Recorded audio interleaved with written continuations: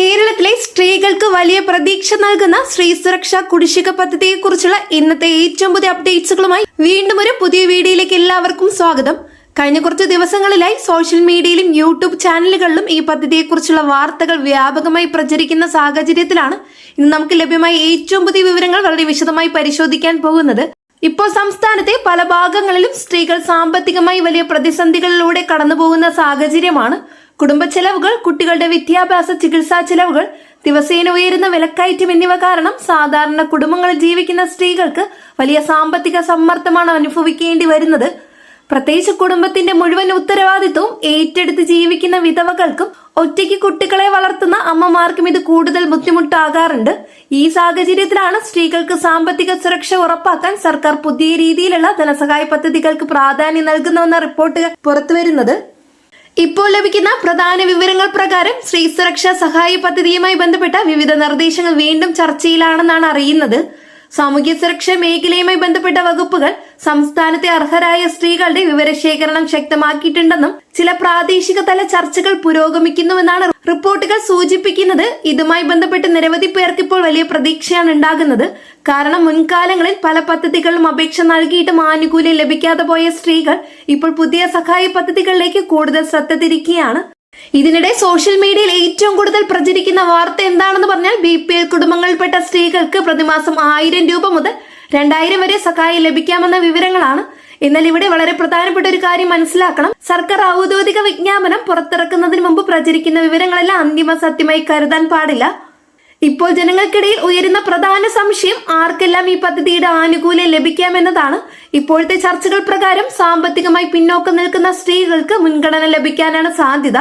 പ്രത്യേകിച്ച് BP ration കാർഡുള്ള കുടുംബങ്ങൾ, വിധവകൾ, ഭിന്നശേഷിക്കാരായ സ്ത്രീകൾ, കുടുംബത്തിന്റെ ഏക വരുമാന മാർഗമായ സ്ത്രീകൾ, തൊഴിലില്ലാത്ത സ്ത്രീകൾ എന്നിവർക്കാണ് കൂടുതൽ സാധ്യത കാണുന്നത്. കൂടാതെ നിലവിൽ ക്ഷേമ പെൻഷൻ ലഭിക്കാത്ത സ്ത്രീകൾക്ക് മുൻഗണന നൽകുമെന്ന തരത്തിലുള്ള ചർച്ചകളും ചിലയിടങ്ങളിൽ ഉയരുന്നുണ്ട്.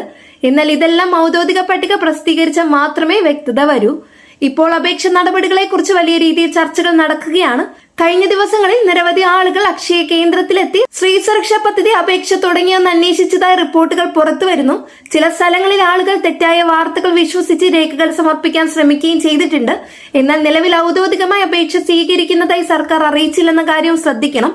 സർക്കാർ അപേക്ഷ ക്ഷണിക്കുന്ന സമയത്ത് അതുമായി ബന്ധപ്പെട്ട നിർദ്ദേശങ്ങൾ വ്യക്തമായി പ്രസിദ്ധീകരിക്കപ്പെടും.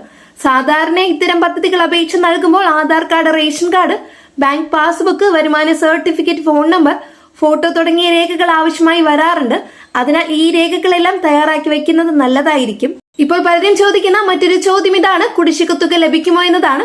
ചില സോഷ്യൽ മീഡിയ പോസ്റ്റുകൾ പല മാസങ്ങളിലെ കുടിശ്ശിക ആയിരക്കണക്കിന് രൂപ ലഭിക്കുമെന്ന രീതിയിൽ വാർത്തകൾ പ്രചരിക്കുന്നുണ്ട്. എന്നാൽ ഇതുമായി ബന്ധപ്പെട്ട ഔദ്യോഗിക സ്ഥിരീകരണം ഇതുവരെ വന്നിട്ടില്ല.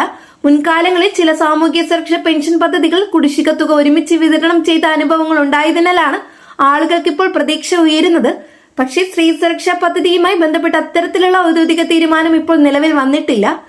ഇതിനിടെ സർക്കാർ സാമൂഹ്യ സുരക്ഷാ പദ്ധതികൾക്കായി കൂടുതൽ ഫണ്ട് കണ്ടെത്താനുള്ള ശ്രമങ്ങൾ നടത്തുന്നതായി റിപ്പോർട്ടുകൾ പുറത്തുവരുന്നുണ്ട്.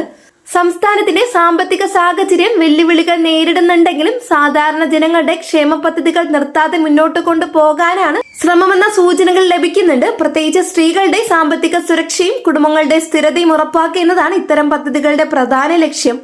ഇപ്പോൾ ശ്രദ്ധിക്കേണ്ട ഏറ്റവും പ്രധാനപ്പെട്ട കാര്യമാണ് തട്ടിപ്പുകൾ.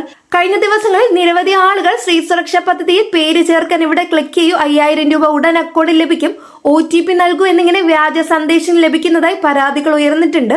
ചിലർ ബാങ്ക് വിവരങ്ങൾ നൽകി പണം നഷ്ടപ്പെടുകയും ചെയ്തതായി റിപ്പോർട്ടുകൾ പുറത്തുവരുന്നു. അതുകൊണ്ട് ജനങ്ങൾ അതീവ ജാഗ്രത പാലിക്കണം. സർക്കാർ ഒരിക്കലും ഫോൺ വിളിച്ച് ബാങ്ക് OTP ചോദിക്കില്ല. സ്വകാര്യ വിവരങ്ങൾ അന്യരുമായി പങ്കുവെക്കരുത്. സംശയാസ്പദമായ ലിങ്കുകളിൽ ക്ലിക്ക് ചെയ്യരുത്.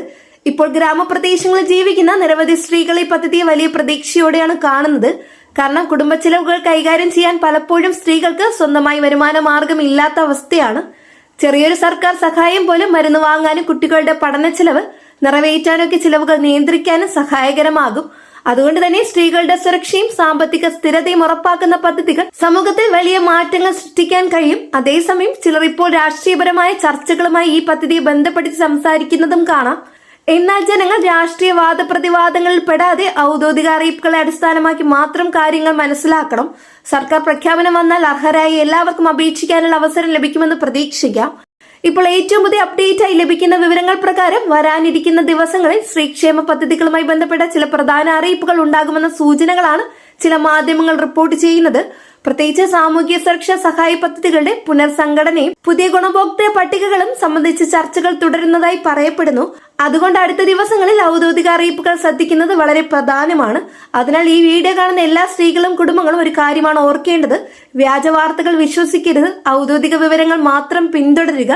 ആവശ്യമായ രേഖകൾ തയ്യാറാക്കി വയ്ക്കുക. സർക്കാർ അറിയിപ്പ് വന്ന സമയത്ത് അപേക്ഷിക്കുക. ഇങ്ങനെ ചെയ്താൽ മാത്രമേ യഥാർത്ഥ ആനുകൂല്യം ലഭിക്കുകയുള്ളൂ. കേരളത്തിലെ സ്ത്രീകൾക്ക് കൂടുതൽ സാമ്പത്തിക സുരക്ഷയും ആത്മവിശ്വാസം നൽകുന്ന പദ്ധതികൾ യാഥാർത്ഥ്യമായാൽ അതൊരു വലിയ സാമൂഹിക മാറ്റത്തിന് തുടക്കമാകും. സ്ത്രീകൾ ശക്തരാകുമ്പോൾ കുടുംബവും സമൂഹവും ശക്തമാകുമെന്ന് എല്ലാവരും മനസ്സിലാക്കണം. അതുകൊണ്ട് ഇത്തരം പദ്ധതികൾ വെറും ധനസഹായം മാത്രമല്ല, നിരവധി കുടുംബങ്ങൾക്ക് പ്രതീക്ഷയും ആത്മവിശ്വാസവും നൽകുന്ന ഒരു കൈത്താങ്ങാണ്. ഇന്നത്തെ ഏറ്റവും പുതിയ അപ്ഡേറ്റ്സുകൾ ഇതായിരുന്നു. അടുത്ത ദിവസങ്ങളിൽ പുതിയ അറിയിപ്പുകൾ വന്നാൽ ഉടൻ തന്നെ നിങ്ങൾക്കായി വിശദമായി എത്തിക്കും. വീഡിയോ ഉപകാരപ്പെട്ടെങ്കിൽ ലൈക്ക് ചെയ്യാനും ഷെയർ ചെയ്യാനും മറക്കരുത്. സർക്കാർ പദ്ധതികൾ, പെൻഷൻ അപ്ഡേറ്റ്സുകൾ, ധനസഹായ വിവരങ്ങൾ എന്നിവ സ്ഥിരമായിട്ട് അറിയാൻ ചാനൽ സബ്സ്ക്രൈബ് ചെയ്ത് ബെല്ലൈക്കൺ അമർത്താം. എല്ലാവർക്കും നന്ദി, നമസ്കാരം.